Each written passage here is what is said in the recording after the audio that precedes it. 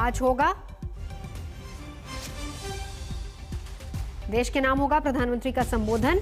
आज प्रधानमंत्री देश को संबोधित करेंगे।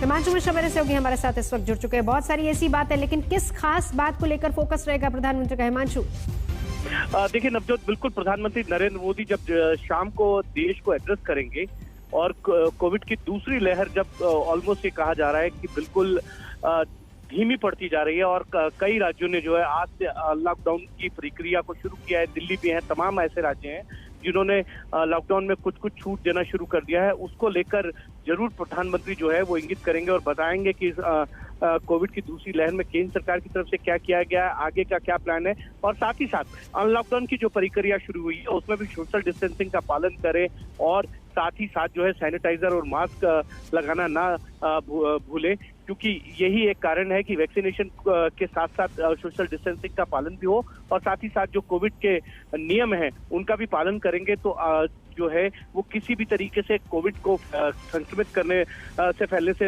रोका जा सकता है। बड़ी बात एक और चीज है, प्रधानमंत्री की तरफ से ये जरूर कहा जाएगा कि खुद वैक्सीनेशन के लिए भी तैयार है और वैक्सीन भी लगवाएं और लोगों को भी प्रेरणा दें वैक्सीन लगवाने के लिए, और जो कोरोना के नियम है उसका पालन करेंगे जिससे कि संक्रमण नहीं फैलेगा।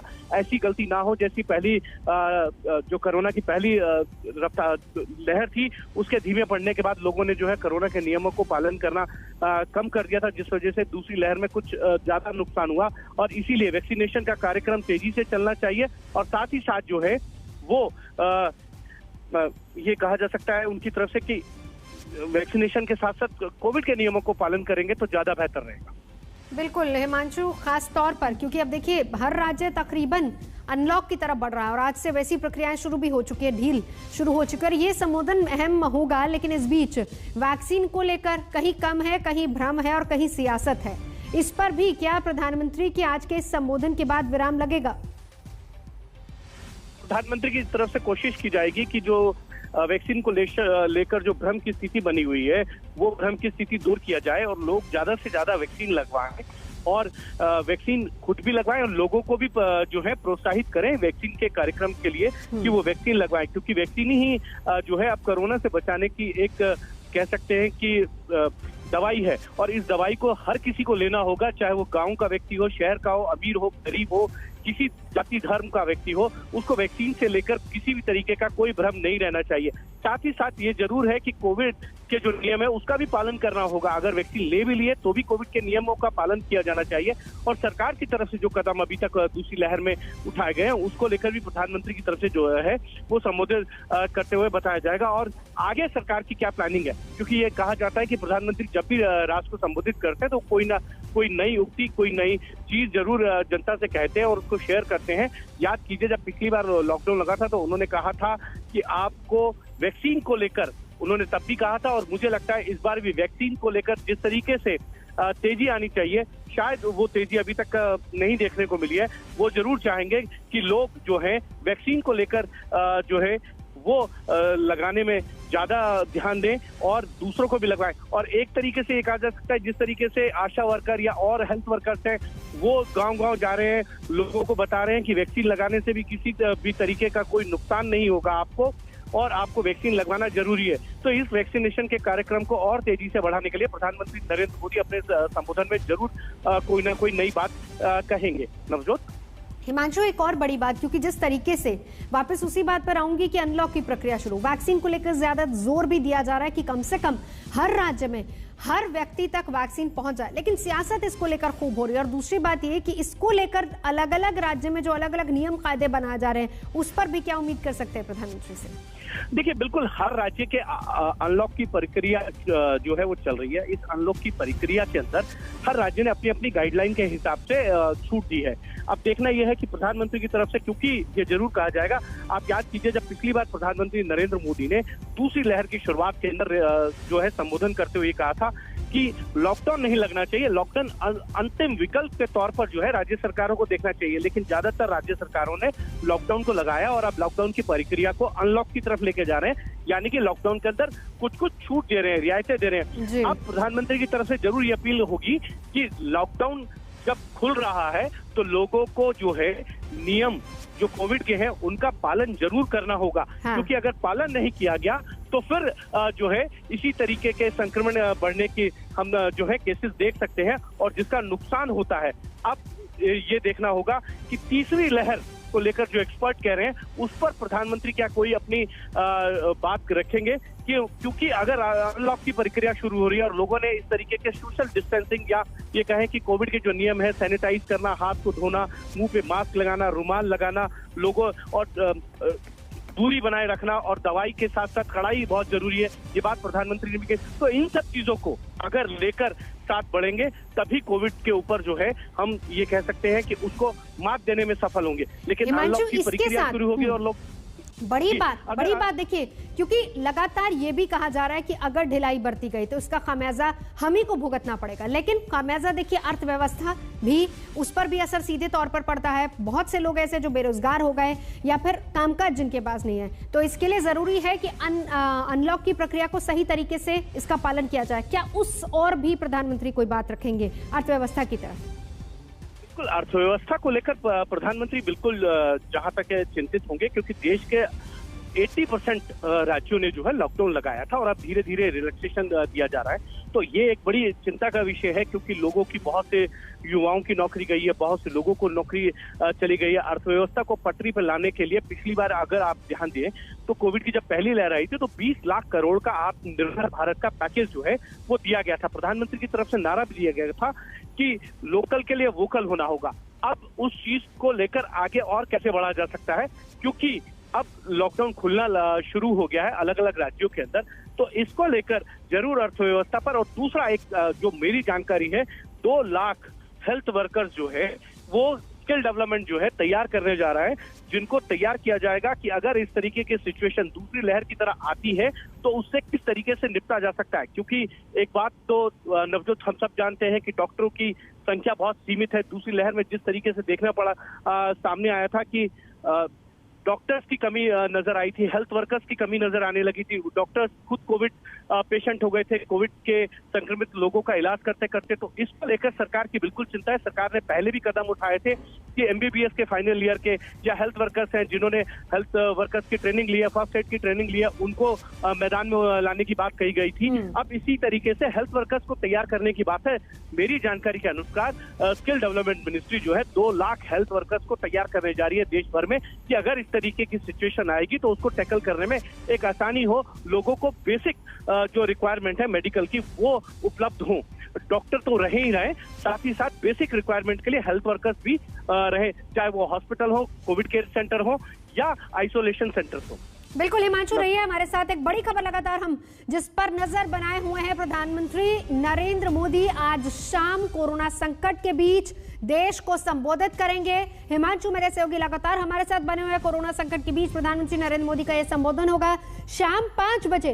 देश के नाम यह संबोधन होगा। प्रधानमंत्री कार्यालय की तरफ से ट्वीट करके इस बात की जानकारी दी गई है कि शाम में प्रधानमंत्री 5 बजे देश के नाम संबोधन करेंगे कोरोना संकट के बीच। ये बहुत अहम होगा।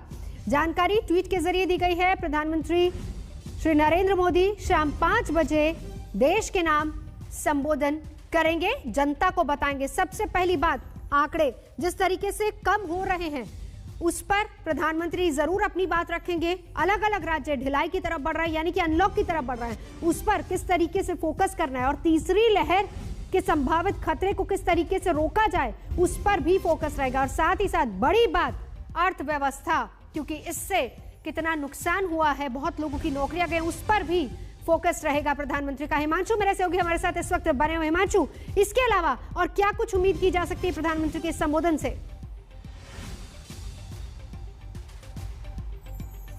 तो पीएमओ की तरफ से ट्वीट करके जानकारी दी गई है। हिमांशु मेरे सहयोगी हमारे साथ हैं। शाम 5 बजे यह संबोधन होगा। कोरोना काल में, संकट काल में इस तरीके से प्रधानमंत्री संबोधित करेंगे जनता को, जिसमें कम होते आंकड़ों का जिक्र किया जा सकता है। अगली लहर से पहले किस तरीके से हमारा हेल्थ सेक्टर तैयार है उस पर बात हो सकती है। और इसके अलावा अर्थव्यवस्था को लेकर प्रधानमंत्री बात रख सकते हैं। अभी तक देश किस तरीके से कोरोना लहर से निपटा है उस पर भी बात हो सकती है। तो पीएमओ की तरफ से ट्वीट करके जानकारी दी गई है। कोरोना संकट के बीच शाम 5 बजे प्रधानमंत्री देश के नाम अपना संबोधन करेंगे। शाम 5 बजे होगा प्रधानमंत्री का ये संबोधन। प्रधानमंत्री कार्यालय ने ट्वीट करके ये जानकारी दी है, जिसमें कोरोना संकट के बीच प्रधानमंत्री हर सेक्टर से जुड़ी बहुत अहम बातें बता सकते हैं। हेल्थ मिनिस्ट्री, स्वास्थ्य सेक्टर किस तरीके से तैयार है फ्रंट लाइनर्स को लेकर, हमेशा प्रधानमंत्री ने संदेश दिया, वो चाहे उनके कोरोना काल में संबोधन की बात हो या फिर मन की बात हो, हर जगह पर फ्रंट लाइनर्स को सैल्यूट करते हैं प्रधानमंत्री। और इस बीच इस बार किस तरीके से एक बड़ी भूमिका उनकी रहने वाली है उस पर भी प्रधानमंत्री बात करेंगे, क्योंकि संकट अभी गया नहीं है। अनलॉक की तरफ हर राज्य बढ़ जरूर रहा है, लेकिन संकट अभी टला नहीं है। सावधानियां बहुत जरूरी है, मास्क बहुत जरूरी है, सोशल डिस्टेंसिंग बहुत जरूरी है। धीरे धीरे अनलॉक की तरफ इसीलिए बढ़ा जा रहा है ताकि लोगों को इस बात की समझ आ सके कि किस तरीके से प्रोटोकॉल का पालन करना है, ताकि आने वाले खतरे को टाला जा सके, उसको रोका जा सके। इस पर भी प्रधानमंत्री का फोकस रहेगा आज के अपने संबोधन में, जो कि शाम 5 बजे होगा। पीएमओ की तरफ से ट्वीट करके इस बात की जानकारी दी गई है कि शाम में प्रधानमंत्री का यह संबोधन, जो कि बहुत अहम रहने वाला है, कोरोना संकट के बीच प्रधानमंत्री का यह संबोधन, हर सेक्टर को प्रधानमंत्री एड्रेस भी करेंगे।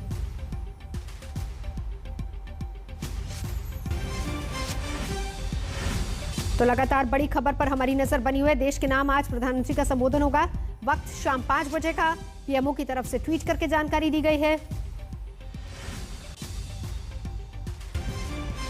कोरोना संकट के बीच ये बहुत अहम है, क्योंकि जिस तरीके से देश इस वक्त कोरोना से जूझ रहा है, चाहे वो हेल्थ सेक्टर हो या फिर दूसरे सेक्टर्स की बात की जाए, हर कोई इससे प्रभावित हुआ है।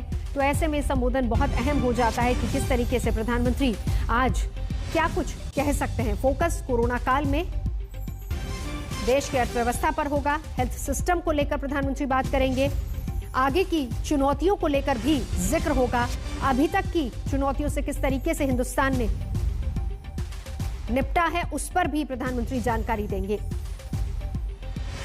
हेल्थ सिस्टम को दुरुस्त करने की बात अक्सर कही जाती रही है, जिसको लेकर हमेशा प्रधानमंत्री ने जिक्र किया इस बात का कि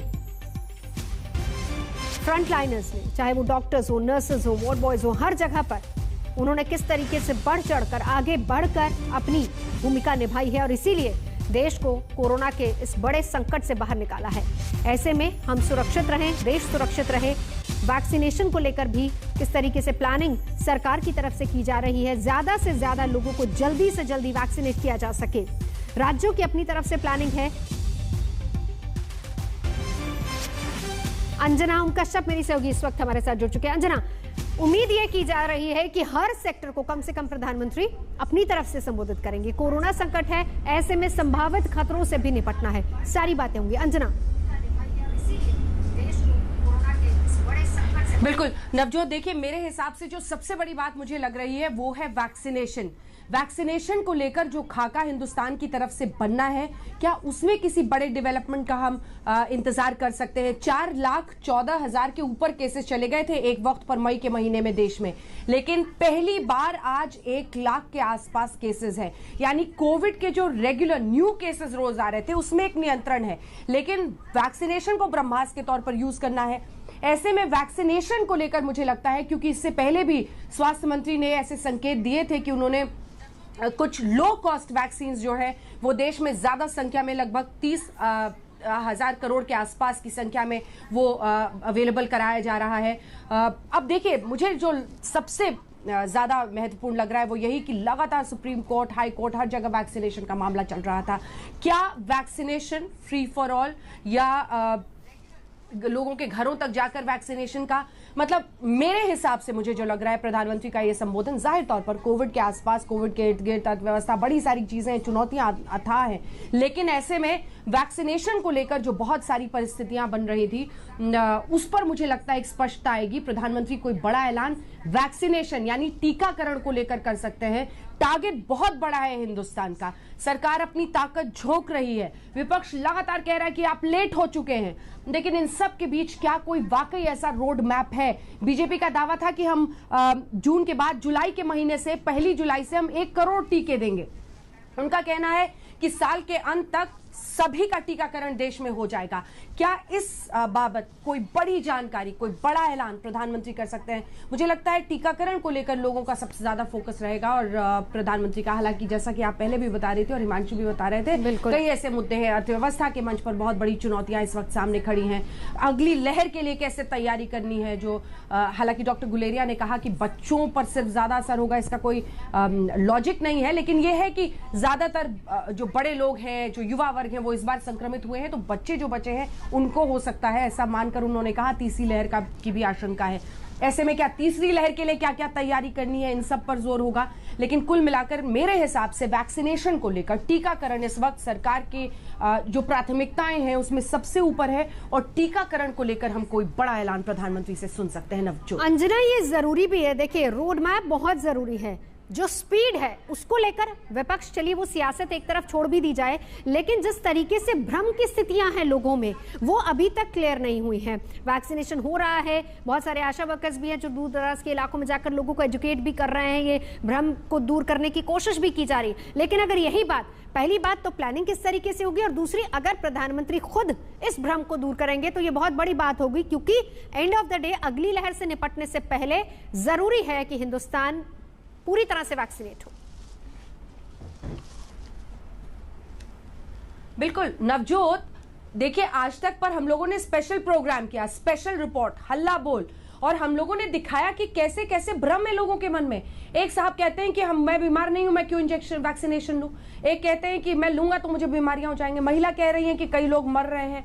ऐसी ऐसी जगह हैं जहां पर भोपाल में हमने खगड़िया, बहुत सारी ऐसी जगहों की, फुलवारी शरीफ की रिपोर्ट दिखाई जहां पर लोग वैक्सीनेशन आने वाली टीम को ही दौड़ा दे रहे हैं। ऐसे में जब गांव तक आप पहुंचते हैं, कैसे इंडिया को वैक्सीनेट किया जाए, भ्रम अफवाहें जो सोशल मीडिया के जरिए और कई नेताओं के भाषणों से फैली है, उसको दूर करना बहुत बड़ी चुनौती है। क्योंकि अगर आपको अपने देश में इम्यूनिटी चाहिए, हर्ड इम्यूनिटी जिसे कहा जाता है, सामूहिक रूप पर लोगों में अंदर की बचाव की शक्ति आए, तो आपको लगभग 60 से 70% लोगों को वैक्सीनेट करना है। यानी आपको अभी तक तो 3.4% आप हुए थे, कुछ कुछ लाख करके रोज हो रहा है, लेकिन ऐसे में आपको 180 करोड़ डोजेस चाहिए, क्योंकि इतने सारे लोगों को आपको करना है, 90 करोड़ के आसपास लोगों को करना है, तो 180 करोड़ डोजेस चाहिए। वैक्सीन की सप्लाई और इसी के साथ जो उसके इर्द गिर्द भ्रांतियां हैं, ये जैसा आपने बताया सच में बहुत बड़ी चुनौती है राज्य सरकार। और ये भी एक सच्चाई है कि कोर्ट ने सीधा पूछा कि अगर आपके पास 18 की उम्र से ज्यादा वाले लोगों को वैक्सीन देने के लिए वैक्सीन ही नहीं थे तो आपने ऐलान क्यों कर दिया? फिर आप अपनी पुरानी पॉलिसी पे रहते कि 45+ को हम दे रहे हैं, लेकिन आपने ऐलान भी कर दिया, आपके वैक्सीनेशन सेंटर्स बंद भी हैं और इसी के साथ अलग अलग राज्यों की तमाम जो आरोप है वो भी केंद्र सरकार पर, और वहां से आगे बात बढ़ रहा है। तो इस पर कोर्ट्स ने भी, अदालतों ने भी बहुत सख्त रुख अपनाया था कि आपके पास रोड मैप क्या है, आपके पास उपलब्धता क्या है, सप्लाई क्या है, आप उस हिसाब से कैसे इसको डालेंगे, लोगों को देंगे 18 से ऊपर के लोगों में। रोज की रिपोर्ट्स आप देख रही होंगी, राजधानी दिल्ली में 18 से ऊपर के लोगों को वैक्सीन नहीं लग पा रही है। यहाँ के युवाओं के लिए बड़ी चुनौती है। इसी दौरान जो पूरी परिस्थिति बन रही है, वैक्सीनेशन सबसे बड़ी चुनौती सरकार के नजरिए से अगर आप देखिए, कोविड के इस दूसरी महामारी के धीरे धीरे ऐब करते हुए 4.25 लाख तक केसेस गए थे, अब 1 लाख आज केस है। तो अब मुझे लगता है कि फोकस वैक्सीनेशन पर होगा और प्रधानमंत्री अपने इस एड्रेस में 5 बजे मुझे लगता है कि कोई बड़ी बात कर सकते हैं। और साथ ही जो उनकी हमेशा कोशिश होती है कि एक सामाजिक संदेश देने की, एक जो लोगों से वो बात करते हैं, संपर्क बनाते हैं, तो प्रधानमंत्री वैसा ही एक संपर्क बनाकर लोगों को कहेंगे कि वैक्सीनेशन लीजिए। स्टडी है, रिपोर्ट्स है जो बता रही है कि जिन्होंने दोनों टीके ले लिए, जिनके एंटीबॉडीज बन गए थे, उनमें अगर संक्रमण हुआ भी तो बहुत ही हल्का संक्रमण हुआ, माइल्ड हुआ। तो ये जो एक जागरूकता की जरूरत है, गांव-गांव तक संदेश जाने की जरूरत है। अब हमने अपनी रिपोर्ट पे दिखाया था नवजोत की, एक व्यक्ति खुलकर कह रहा था कि लोगों को लग रहा है कि अब उनका वंश ही खत्म हो जाएगा अगर ये वैक्सीन ले लिया। बिल्कुल। तो आप समझ सकते हैं कि गांव में जो इस तरह से दरवाजों के पीछे भ्रम होता है, उसको दूर करने के लिए पीएम कैसी कोशिशें आज कर सकते हैं अपने सीधे संवाद के जरिए। अंजना, यहाँ पर इस बात का जिक्र भी करूंगी क्योंकि आपने बताया, हालांकि हम अलग अलग राज्यों की बात करते हैं। अब देखिए, आपसे कुछ ही देर पहले अरविंद केजरीवाल जब पत्रकारों से बात कर रहे थे, उन्होंने तो यहाँ तक कह दिया कि हमने जिस तरीके से रोड मैप दिल्ली के लिए तैयार किया उसमें हमारी प्राथमिकता 45+ वालों को दोनों डोज देने की है। मैं 18+ वालों का तब शुरू करूंगा जब मैं सुनिश्चित करूंगा कि मेरे पास प्रॉपर वैक्सीन है, यानी कि डोजेस प्रॉपर हैं। तो इसी तरीके से हर राज्य ने अपनी तरफ से, क्योंकि सही कहा आपने कि 18+ वालों का शुरू करने की जरूरत नहीं थी कि अगर आपके 45+ वालों को भी पूरी नहीं पड़ रही थी वैक्सीन, तो ये राज्य दर राज्य भी अलग अलग तरह के नियम हैं। क्या इनके बीच में किसी तरह के तालमेल बिठाने की भी बात हो सकती है? बिल्कुल होगी कोऑर्डिनेशन। और देखिए, पूरे वैक्सीनेशन के प्रोग्राम को अगर नवजोत जल्दी से अपने दर्शकों को बता दूं तो सरकार ने जिस तरह से ये लहर फैलने लगी और उसके बाद से ऐलान हुआ कि 18+ को हम वैक्सीनेशन करेंगे, फिर समझ में आया कि अभी तो हमारे पास सप्लाई बहुत कम है। लगातार हर तरफ से दबाव बना कि कैसे हम अपना प्रोडक्शन बढ़ाएं। कोवैक्सीन, कोविशील्ड, सब ने अपना प्रोडक्शन बढ़ाया। राज्य सरकारों ने शिकायतें शुरू कर दी कि हमारे पास वैक्सीन कम मिल रहा है, हमें कम मिल रहा है। तो ऐसे में ये कहा गया केंद्र की तरफ से, जो कि हमने डॉक्टर वीके पॉल से भी बात की थी, जो कि पूरे वैक्सीनेशन जो प्रोग्राम है कोविड का उसको हेड कर रहे हैं। उन्होंने लाइव इंटरव्यू में हमें बताया था कि हमने इसीलिए राज्य सरकारों को भी कह दिया कि हम भी प्रोक्योर कर रहे हैं, हम भी कोशिश कर रहे हैं। हम पिछले साल से Pfizer, Moderna, Johnson and Johnson, इन तमाम कंपनियों से बात कर रहे हैं। इंडेमनिटी से लेकर कई ऐसी क्लॉज हैं जिस पर मामला अटका हुआ है इन कंपनियों के साथ। लेकिन आप भी अपने स्तर पर प्रोएक्टिव होकर अगर आप वैक्सीन सीधा लेना चाहते हैं तो आप वो कर सकते हैं। राज्य सरकारें भी चाहे तो वो खरीद सकती हैं वैक्सीन, केंद्र भी। हालांकि तमाम राज्य सरकारें, चाहे वो नवीन पटनायक हो, अरविंद केजरीवाल हो, ममता, सबने, बहुत सारे मुख्यमंत्रियों ने सीधा लिखा कि नहीं, हम नहीं खरीदना चाहते, केंद्र खरीदे और हमें दे। तो ये, और इसी बीच आपने ये भी देखा होगा कैसे हेमंत सोरेन ने वहां ऐलान कर दिया कि मैं फ्री दूंगा। कई ऐसी राज्य सरकारें हैं जिन्होंने फ्री देने का ऐलान कर दिया है। तो ये जो एक आप देख रहे हैं कि कॉन्ट्रडिक्शंस पूरे अलग अलग पॉलिसीज में आ रही हैं, क्या इसमें एक overall uniform all India vaccination programme का ऐलान होगा? क्या सप्लाई चेन को लेकर, सप्लाई पर सबसे बड़ी चुनौती जो इस वक्त इंडिया के सामने है वैक्सीन को लेकर, उस पर जोर होगा? प्रधानमंत्री ने खास तौर पर अमेरिका में भी आपने देखा, वाइस प्रेसिडेंट से उन्होंने कमला हैरिस से बात की थी, तो क्या वहां से जो सांत्वना दी गई है या आश्वासन दिया गया है कि आपको हम वैक्सीन देंगे? देखिए, जनसंख्या के हिसाब से जब आप देखें 3.5% वैक्सीनेशन इंडिया में, लेकिन जनसंख्या एक ऐसी चीज है जिसकी वजह से हम हमेशा भारत में मात खाते हैं कई चीजों में। और इसीलिए इस चुनौती के भी मोहरे पर जब हम वैक्सीनेट करेंगे तो हमें बहुत सारे डोजेस की जरूरत है। और इसीलिए जो पहले कम लग रहा था वो दूसरी लहर के बाद जैसे पूरे देश को झकझोर दिया है। ये समझ में आ रहा है कि जल्दी वैक्सीनेट कीजिए, तीसरी लहर के पीछे कीजिए, पहले कीजिए, नहीं तो ये बहुत ही बुरी परिस्थिति। आपको पता है कोर्ट्स ने किस तरह की बातें कही है नवजोत? उन्होंने कहा है कि मैन स्लॉटर के केसेस में उन कंपनीज को बुक करना चाहिए या उन अधिकारियों को जिन्होंने वैक्सीनेशन प्रोडक्शन में कमी की, जिन्होंने उसकी गंभीरता को नहीं समझा, जिन्होंने तेजी से इसको नहीं स्पीड अप किया, मैन स्लॉटर के केसेस उन पे चलने चाहिए। तो इस तरह की परिस्थिति है। कोर्ट्स ने भी प्रोएक्टिव होकर इस पर अपना इंटरफेरेंस किया। उन्होंने कहा स्ट्रीमलाइन कीजिए, रोड मैप दिखाइए, बताइए।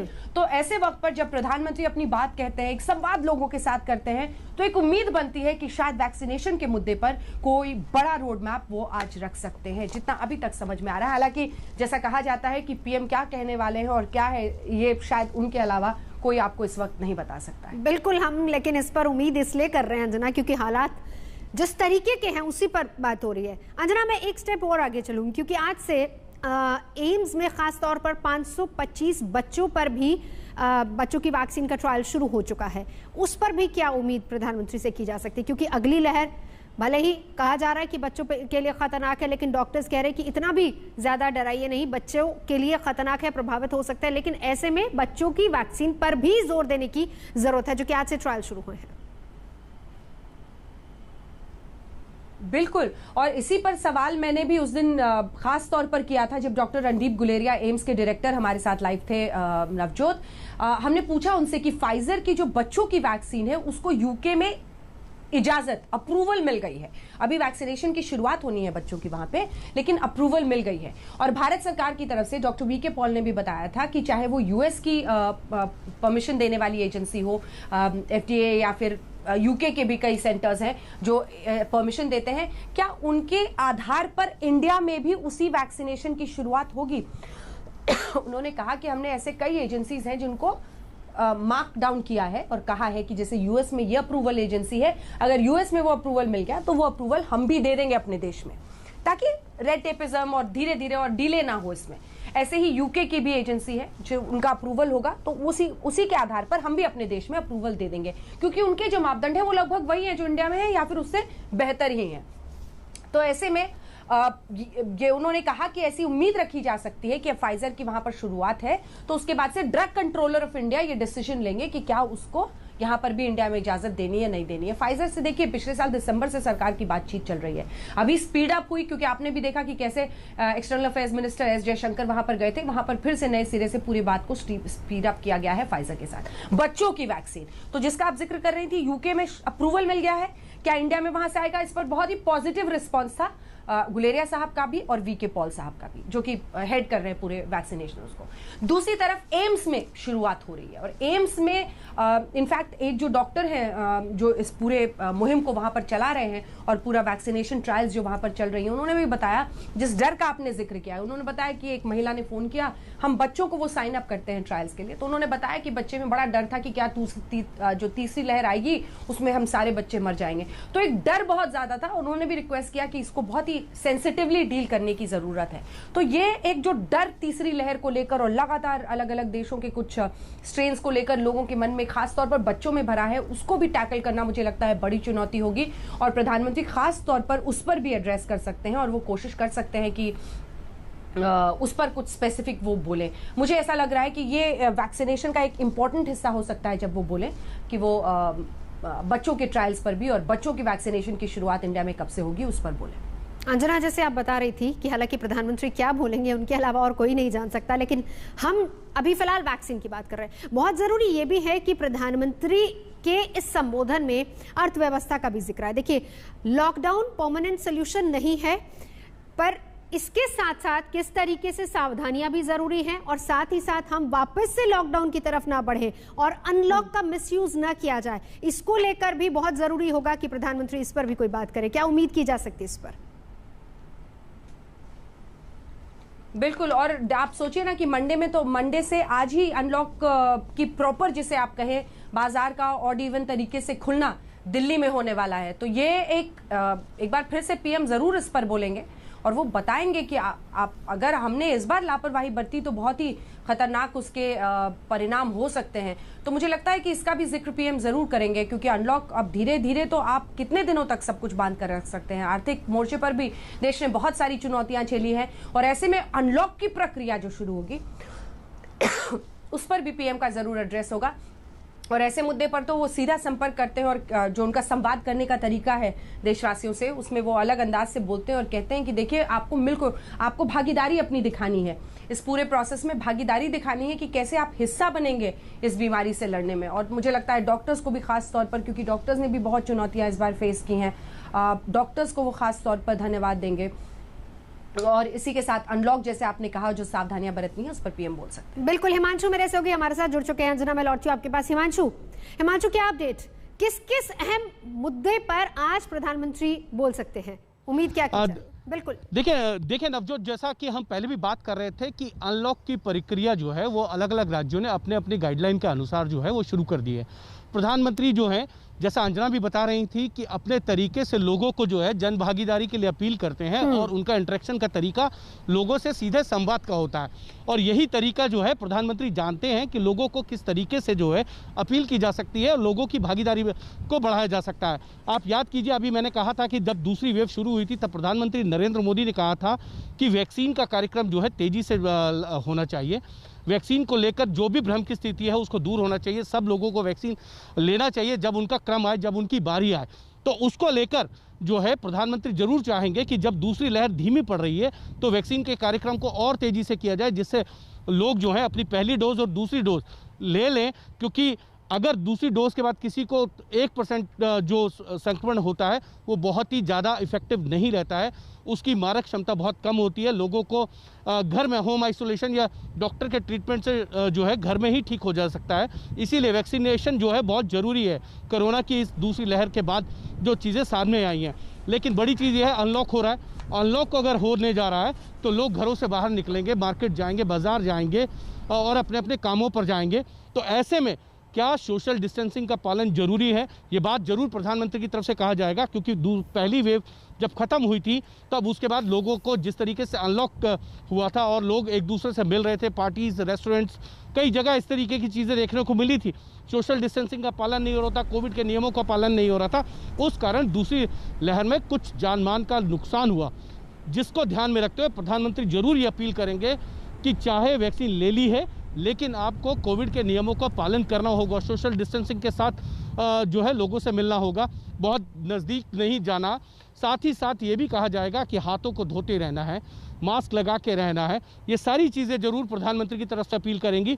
लेकिन बड़ी बात यह है कि अर्थव्यवस्था को पटरी पर लाने कर क्या किया जाएगा, क्योंकि कोविड की पहली लहर के बाद प्रधानमंत्री की तरफ से जो है आत्मनिर्भर भारत के लिए पैकेज की घोषणा की गई थी। क्या इस तरीके की कोई बात आज प्रधानमंत्री की तरफ से कही जाएगी कि आने वाले दिनों में सरकार इस तरीके का कोई प्लान कर रही है? अब देखना यह है कि लोकल के लिए वोकल की बात कही थी, क्या अब उसको और कैसे आगे तेजी से लाया जाए, इन सब चीज़ों को लेकर प्रधानमंत्री जरूर आज अपने राष्ट्र को जब संबोधित करेंगे ये जरूर बातें कहेंगे। लेकिन एक जरूर बात मैं आपको बोलना चाहूँगा, जब भी वो देश को संबोधित करने आते हैं तो कोई नई बात लेके आते हैं, कोई नई अपील करते हैं। देखना यह है कि आज वो क्या नई अपील करते हैं लोगों से, जो कोविड के इस लड़ाई के अंदर लोगों को और मजबूती से जो है कोविड के खिलाफ लड़ाई लड़ने के लिए प्रेरणा देगी। बिल्कुल अंजना, नई अपील करते हैं, हिमांशु इस तरह की बात कह रहा है। हालांकि मैं वापस वही बात कि वो क्या कहेंगे, इंतजार हमें जरूर करना होगा। नई अपील के बारे में क्या कुछ आप जानकारी दे पाएंगे? और दूसरी बड़ी बात अंजना, जब मन की बात करते हैं तो हर बार हमने देखा है फ्रंट लाइनर्स को हमेशा एड्रेस करते हैं, उनका शुक्रिया अदा करना नहीं भूलते। तो क्या आज स्पेशल उनके लिए, हेल्थ सेक्टर के लिए भी कुछ हो सकता है?